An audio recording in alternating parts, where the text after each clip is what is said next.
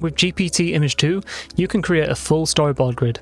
Every shot in your sequence laid out in one image. And you can take that image to various video tools such as Kling, Seedance 2.5 or Minimax 3 and create a multi-sequence video from that one image. So that's precisely what this video is going to demonstrate. The entire process start to finish. 3 specific templates do all the work. 1 builds the storyboard. 1 fixes each image that comes back because there are always mistakes. And 1 turns the finished grid into a video prompt. Each of those templates will be in a document that will be linked over on my Skool. If you want to head on over there after this, it'd be great to see you there. It's completely free, by the way. I'll be using Higgsfield to make the images with GPT, but it is worth noting that any website that has access to GPT-2 will allow you to do this. Without further ado, let's proceed. Okay, so the first step in this process is to actually create the image, the storyboard sequence. Now I have a prompt here ready to go, and this is optimized typically for Nana Banana, but it'll also work fine for ChatGPT. So this first paragraph is establishing the 6-panel storyboard sequence we want. Then it's describing the overall narrative. The narrative I've gone with is a lighthouse keeper during a storm. Then each panel gets its own description.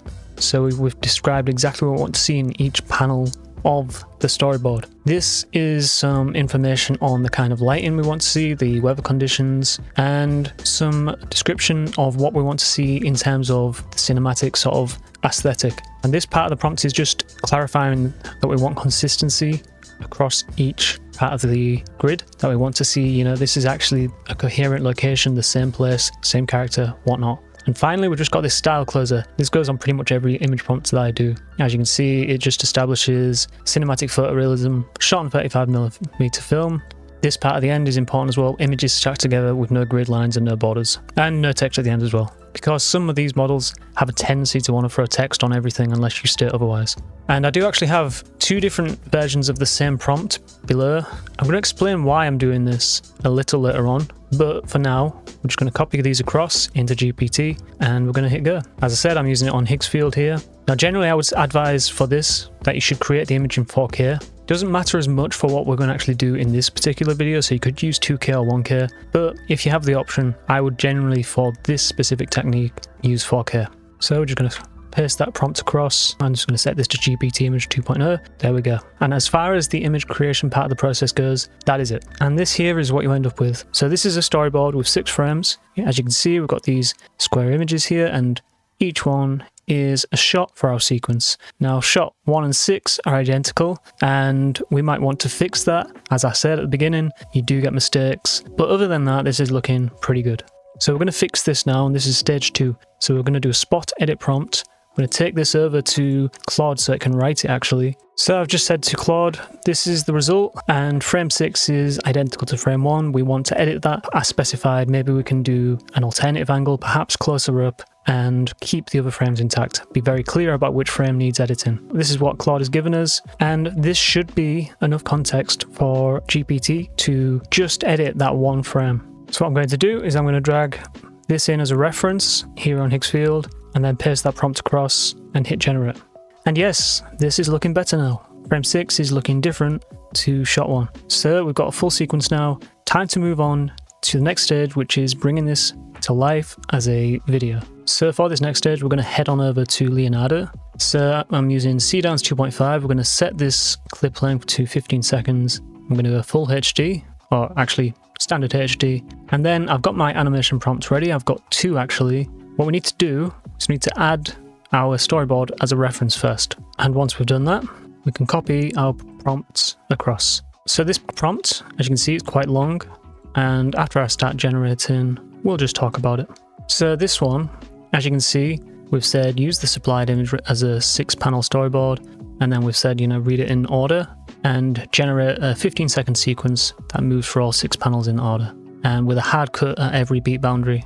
And we've told it to reproduce each composition faithfully as it arrives. Then we've made sure to preserve the character's identity across each beat. Then we've got specific time references for when to do the cuts.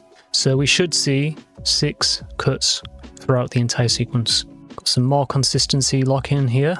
And we've got some audio information here. I often prompt for no music with omni-reference generators, because once you've got that music on there, if you like the other sounds, it's going to be very hard to make that usable in a full project. So now the second prompt is a bit looser. What it's saying is use the supplied image as a storyboard for world turn, wardrobe, etc, etc, not as fixed keyframes. And then we're saying build a 15-second sequence of shots. Yeah, we've described the subject and then the sequence that we want to see, but we're not doing hard cuts. So we'll see how each one comes out and which one we prefer. Okay, these are both ready. Let's take a look.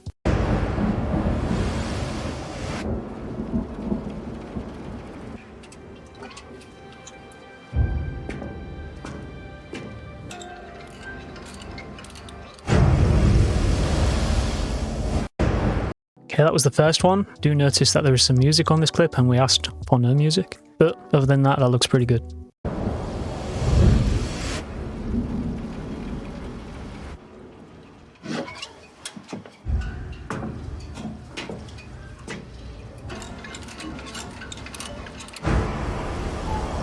Okay, at least that one had no music. I thought those both were pretty good outputs.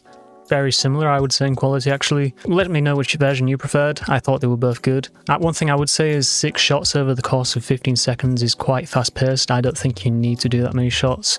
So if I was doing this in a project, I'll maybe make a longer clip or just use less frames. And on that note, I want to show you why I did some alternative image prompts earlier. So back on Higgsfield here, let's just take a look at this. This was the storyboard we supplied to Seedance. The big problem with this is if you wanted to cut these down into individual frames and just use a few of them, you'd struggle to do so in a practical sense. Now what I mean is, what if you wanted to take one of these shots and do a single frame animation? Well, you don't have that option because the dimensions are wrong, which is why I always prefer to create images like this or this.